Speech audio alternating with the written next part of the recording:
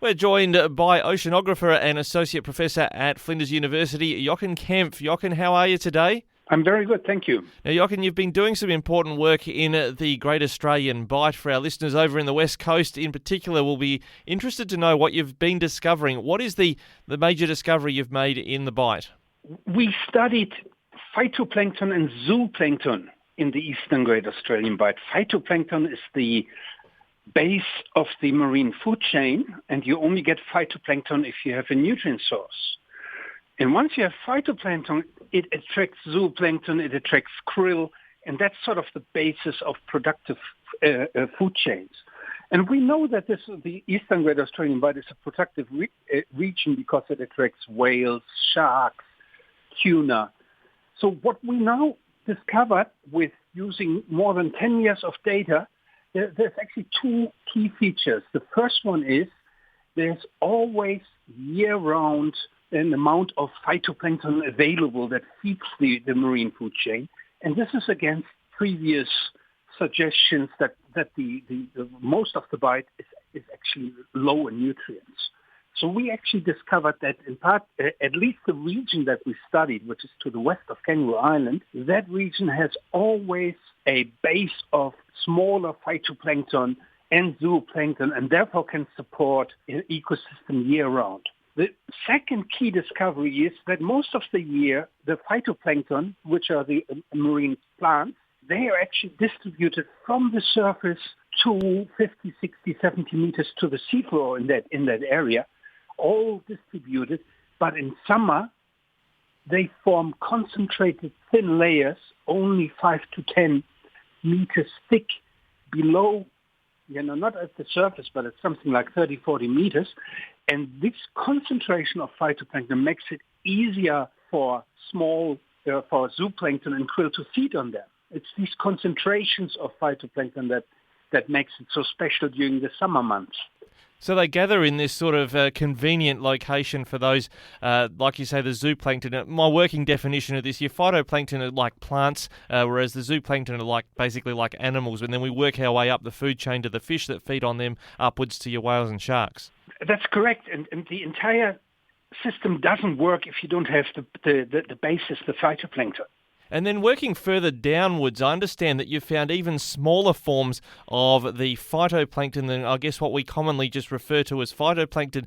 There's something that is further down into the food chain there? Yes, you probably can imagine that the phytoplankton comes in all different type of sizes, from very small to larger ones. And historically, we use microscope to count actually how much phytoplankton is in the water column. But that was only limited to the larger size classes of phytoplankton. And we now used a advanced method, and they show that there is this, that makes up to something like 20-30%, which is up to a third of the phytoplankton is actually made up of the smaller particles that were overlooked in the past. And I noticed a comment, some material that was sent to us. You mentioned here about an oligotrophic ocean, the previous belief that that's what the Bight was. I mean, what do you mean by that statement, and what do we now understand to be different about the Bight? Oligotrophic means low in nutrients. Nutrients is essentially nitrogen. It's the key nutrient in the ocean. You need nutrients in order to form marine life, the phytoplankton. Okay, you need light and nutrients. Okay, and by low in nutrients, we refer to we can measure, observe these phytoplankton, how much phytoplankton is in the water. It's actually derived from something which is called chlorophyll A, which is the green pigment. From now, we can define different areas of the ocean as either nutrient poor, which is oligotrophic, or nutrient rich, which is called euphotic. So we have different regions in the oceans. And the eastern part of the Great Australian Bight always has a moderate amount of chlorophyll A.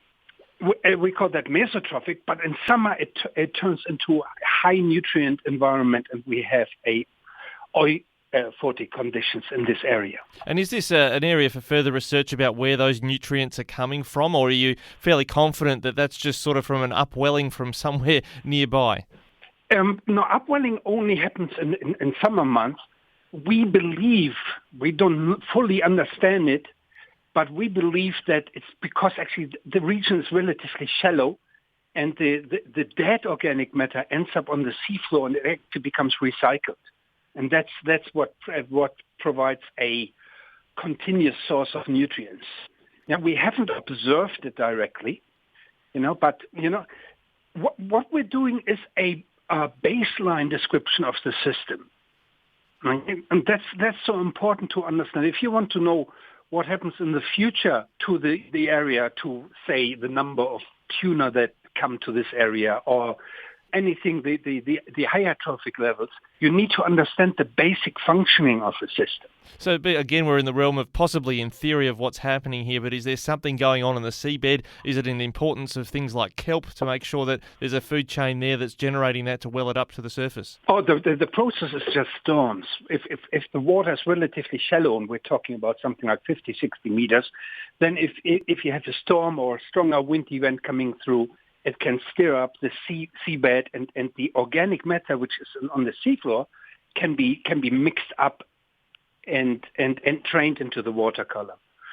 And if you have that mechanism, and during summertime you have a relatively high production, but then there's the recycling of the dead organic matter that ends up on the seafloor.